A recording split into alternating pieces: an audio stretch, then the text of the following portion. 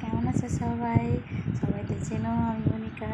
আর আমি বলবো একটাই কথা, যে প্রত্যেক মেয়েদের একটা স্বাধীন জীবন আছে, অবশ্যই জীবন আছে, তার নিজের করে বাঁচার অধিকারও আছে।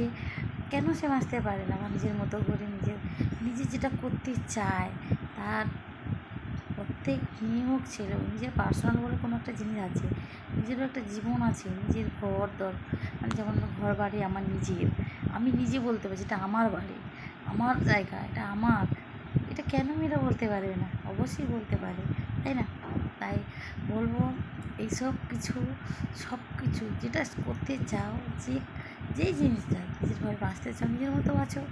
আর যদি নিজে কিছু করতেও চাও, সেটা অবশ্যই কোনো কিছু বাধা নয়, যতই বাধা থাকুক না কেন, বাধা থেকেও বিশ্বাস করি আমি যাও।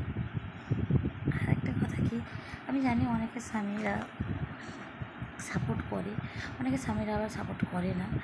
তাদের বাড়িতে সাপোর্ট করে তারা তো সত্যি তারা খুব ভাগ্যবতী আর ভাগ্যবান আমি মনে করি। আর যাদের বাড়িতে সাপোর্ট করে না, তাদেরকে বলতে পারবো না তারা কীভাবে কীভাবে ব্যবহার করে। আমি আমার জানি, যেটা আমি আমার নিজেকে, আমি যেটা করতে চাই, বা আমি নিজেকে একটা প্রতিষ্ঠার স্থানে দেখতে চাই।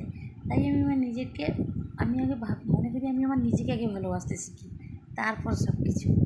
যদি নিজেকে ভালোবাসতে পারি, তাহলে আমি সব কিছু ভালোবাসতে পারবো। আর যদি আমি নিজেকেই না ভালোবাসতে পারি, তাহলে যতই ভালোবাসা নাটক, মানে নাটক করি বা ভালোবাসা দেখাই না কেন, ওটা সবই নাটক হবে, আর কিছুই।